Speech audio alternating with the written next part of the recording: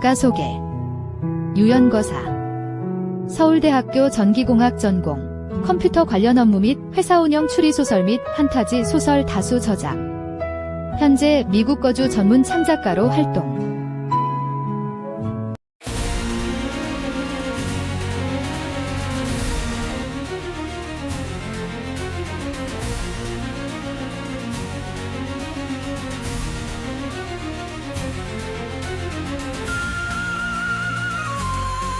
무협 판타지 소설 읽어주는 여자와 남자.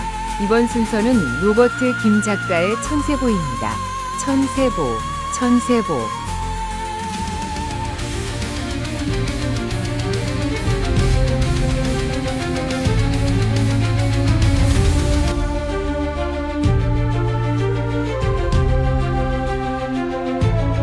天地震撼的强者摇撼，如今我站立在巅峰之巅，未曾见过的招式盛开绽放，天下无双的王座属于我。流转的岁月如江河停歇，黎明的光芒划破长空，破风追擂踏影而行，一人独登如林的传奇。指着明日，绝世无血，百次瞬间化作一次正义。不朽的传说自足下驰骋，江湖世界为我歌赠。天地震撼的强者呐喊，如今我站立在巅峰之巅，未曾见过的招式盛开绽放，天下无双的王座属于我。천지 뒤흔드는 강자의 함성, 이제 내가 서 있는 이곳은 정장. 보지 못한 초식으로 피어나 천하제 일의 자리에 내가 서 있다.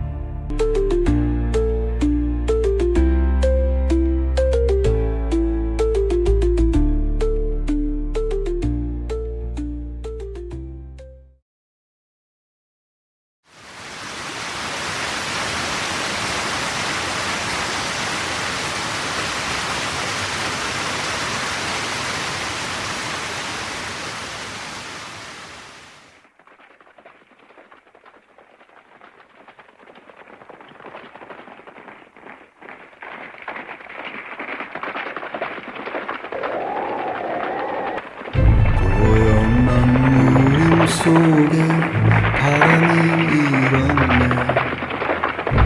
은밀한 초식 속에 빛나는 운명도 단하네. 저 무거운 침묵 이제 깨어지는 소리, 휘몰아치는 광풍 심장을 흔드네. 발밑엔 흔적 없이 새겨지는 발자취, 지금껏 숨죽인 시간들 모두 녹아내리네. 눈앞에 펼쳐지는 새로운 경지, 전하의 정점으로 빛을 내뿜네. 천지 뒤흔드는 강자의 함성, 이제 내가 서 있는 이곳은 정점. 보지 못한 초식으로 피어나 천하제 일의 자리에 내가 서 있다. 강물처럼 흐르던 세월이 멈췄네. 새벽처럼 이른 빛이 하늘을 가르치네.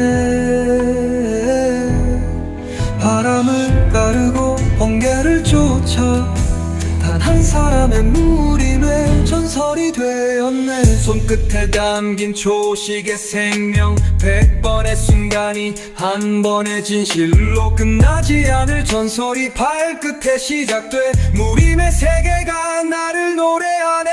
천지 강자의 함성 이제 내가 서 있는 이곳은 정점 보지 못한 초식으로 피어나 천하제일의 자리에 내가 서 있다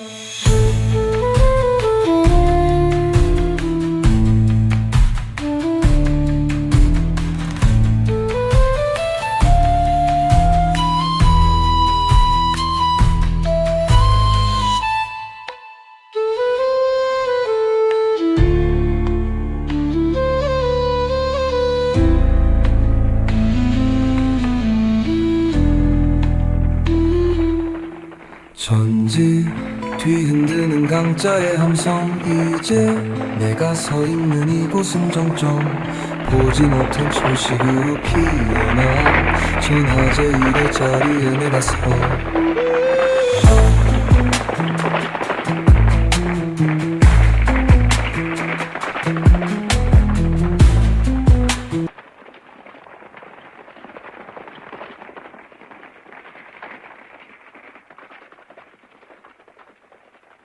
천세보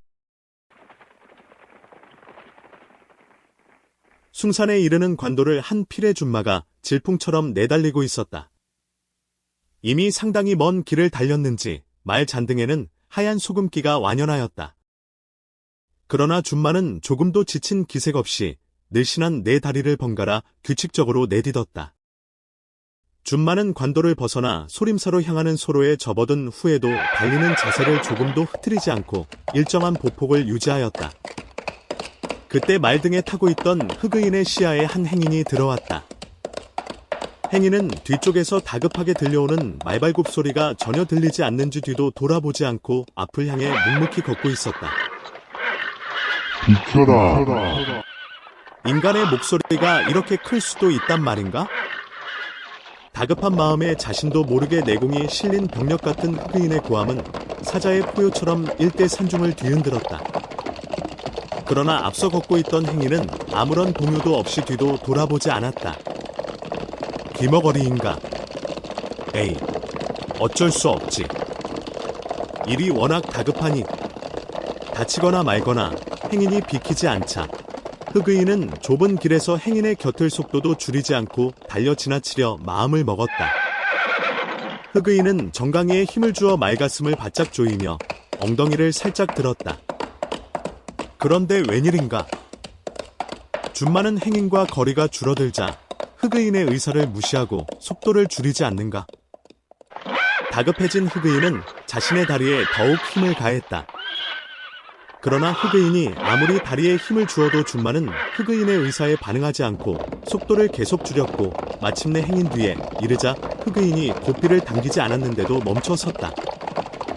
그러더니 행인의 보조에 맞춰 천천히 걷기 시작했다. 의아함을 넘어 당혹감을 느끼며 흑의인은 계속하여 박차를 가했으나 준마는 행인을 따라 천천히 걸음을 옮길 뿐이었다. 허, 이게 무슨 일인가? 이런 일은 일찍이 없었는데 이제까지 말을 하지 않아도 내 뜻을 미리미리 알아채서 말을 할 필요조차 없지 않았던가? 내 뜻을 거스른 적이 한 번도 없었는데. 흑의인이 당혹 속에 탄식하는 사이 멀리 소림사 일주문이 흑의인의 시야에 들어왔다. 흑의인은 급한 마음에 더 이상 말을 재촉하지 않고 얼른 말에서 내려 행인을 앞질러 앞으로 내달렸다. 이날따라 소림사 일주문에는 범상치 않은 4명의 화상들이 나와 있었다. 흑의인은 그들 중 우두머리로 보이는 한 화상에게 다가가 말을 건넸다. 이보시오. 이렇게들 나와 계시는 걸 보니 누구를 마중 나온 것 같구려. 아무거나 잘 되었소. 내 방장 스님을 뵙고자 하니 안내를 좀 부탁하오. 속사포처럼 들이대는 흑의인의 일방적인 너스레를 묵묵히 듣고 있던 화상은 방장이라는 단어가 날라오자 순간 눈꼬리가 살짝 흔들렸다. 그러나 곧 태어난 기색으로 돌아가며 흑의인을 향해 두 손을 가슴에 모았다. 나무관 세음보살, 시주께오선 무슨 일로 우리 소림사 방장을 찾는지. 네, 아주 중요한 용건이 있소이다. 방장 스님에게 직접 말해야 하니 더 이상 지체하지 말고 어서 안내를 해주시오. 화급한 용무라 하지 않소. 나는 흑의인은 화상이 눈을 내리깐 채 자신의 재촉을 무시하자 어쩔 수 없다는 듯이 말꼬리를 끌며 손을 등 뒤로 가져갔다. 개방방주 천수만득 장삼식이라 하오. 또박또박 힘주어 자신의 신분을 밝히면서 장삼식은 그때까지 등에 메고 있던 막대기를 꺼내 으스대며 앞으로 내밀었다. 개방의 방주에서 방주로 전해진다는 타구봉이었다. 느리지만 유연하면서도 기묘한 동작으로 타구봉을 꺼낸 장삼식은 타구봉을 지팡이 삼아 땅을 짚으며 약간 거드름을 피우는 어조로 안내를 재촉하였다. 화급한 용무인이 앞장서시오. 자세한 얘기를 가면서 합시다. 장삼식의 호들갑스러운 재촉에도 화상은 꿈쩍도 하지 않았다. 오히려 장삼식이 자신의 신분을 밝히자 이제까지 보이던 약간의 긴장마저 풀더니 다소 맥이 빠진 기색으로 차분하게 응수하였다. 소승들은 소림사 사대오법이요. 응당 태도를 받고 자신을 알아 모실 것으로 기대하던 장삼식은 화상의 차분함이 못마땅하였지만 달리 어쩔 도리가 없어 묵묵히 화상의 말이 빨리 끝나기를 기다렸다. 소승은 첫대 호법 동방천왕 현공이라 하오. 오늘 소승들은 우리 소림의 일대 귀빈을 맞으라는 방장 스님의 명을 받고 여기서 귀빈을 기다리는 중이요. 소승들은 이 자리를 떠날 수 없으니 방주교선 객청으로 가시어 그곳에서 정갈하시오. 뭐라고? 전혀 예상하지 못한 현공의 언사에 장삼식은 몰라 대꾸도 하지 못하고 신음 같은 탄성을 삼켰다. 장삼식의 입에서 삼켜진 탄성은 잠시 후 탄식으로 새어나왔다. 허, 정말 답답하구려. 내 화급하고 중차대한 용무라 하지 않았소. 소림이 언제부터 개방을 개똥으로 여기게 되었단 말이오. 이 장모가 직접 와서 방장 스님 뵙기를 청하는데도 이리 푸대접할 수가 있단 말이오. 장삼식의 긴 푸념에 현공은 다시 한번 합장하며 고개를 깊게 숙였다. 우리 소림이 어찌 백도 무림의 고산준봉, 개방을 무시하겠소. 다만 오늘 방장 스님의 명이 워낙 지엄하여 방주를 바로 모시지 못하는 점, 방주께오선 깊이 해량해주기 바라오. 허, 도대체 누구를 기다리는 게요? 장삼식의 질문에 현공은 잠시 뜸을 들였다. 그리고는 애매한 표정을 지으며 입을 떼었다. 우리도 모르오. 이름도 모르고. 현공은 말꼬리를 흐리더니 순간 정색하였다. 혹시 방주께서 우리 방장을 만나려는 용무가 무슨 물건을 하나 받아가려는 것인지요? 현공은 혹시나 하는 눈빛으로 장삼식의 안색을 살폈다. 아니요. 그건 아니요. 내가 방장 스님을 만나려는 목적은 아주 중요한 사실을 알려드리고 관련하여 이 일에 어떻게 대처할지 상의하고자 함이요. 이 일은 너무나 중요하고도 화급하여 조금도 지체할 수 없소. 장삼식의 긴 대답을 묵묵히 듣고만 있던 현공은 혹시나 하던 눈빛을 거두며 뒤로 물러섰다. 물건을 받으러 온 것이 아니라 하니 방주는 우리가 기다리는 귀빈은 아니요. 객청으로 가시어 그 곧 행자에게 정갈하도록 이르시오. 현공은 말을 마치고는 등을 돌려버렸다. 단호한 현공의 태도에 장삼식은 더 이상 말을 잇지 못하고 어쩔 수 없이 물러설 수밖에 없었다. 언제 와 있었는지 뒤편으로 약간 떨어진 곳에 행인과 그의 준마가 그림처럼 조용히 서 있었다. 행인과 준마는 서로 잘 아는 사이인 양 각기부터 다정한 분위기를 자아내었다. 이상하군. 저 놈의 성질 머리는 나 말고는 누구에게도 곁을 내어준 적이 없는데 낯선 인간 옆에 저렇게 얌전히 서 있다니. 앙삼식은 의아한 눈빛을 풀지 못한 채 시선을 옆에 선 행인에게 옮겼다. 짧은 그 순간 장삼식은 자신도 모르게 의식이 끊어졌다. 행인과 말이 연출하는 기묘한 분위기에 취해 아무 생각 없이 앞으로 나아가던 장삼식은 말 앞에 이르자 문득 정신이 들었다. 장삼식은 말에게 다가가 말의 목을 어루만지며 사람에게 말하듯 입을 열었다. 너는 이제 조용하고 외딴 곳에서 쉬고 있거라. 장삼식의 나직한 명령에 준마는 그 말을 알아듣는 듯 했으나 행인을 예절한 눈빛으로 바라보며 미적거렸다. 그럼 그만 가라. 재촉하는 장삼식의 명령에 준마는 마지못해 몸을 움직여 행인에게 다가가더니 그의 가슴에 머리를 묻고 부벼댔다. 그리고는 천천히 몸을 돌려오던 길로 달려나갔다. 멀어져 가는 말을 잠시 지켜보던 장삼식은 준마가 시야에서 완전히 사라지자 천천히 시선을 행인에게로 옮겼다. 행인은 아까 그 자리에 미동도 없이 그림처럼 조용히 서 있었다. 뭐라 형언할 수 없는 기묘한 느낌이 장삼식의 마음에 휘몰아쳤지만 장삼식은 애써 머리를 흔들며 몸을 돌렸다. 그리고는 조급한 마음에 쏜살같이 몸을 날렸다. 객청으로 가는 길이 굽어지면서 장삼식의 뒷모습이 더 이상 일주문에서 보이지 않게 되었을 때 일주문에서는 행인이 호법들이 메고 온 가마에 오르고 있었다.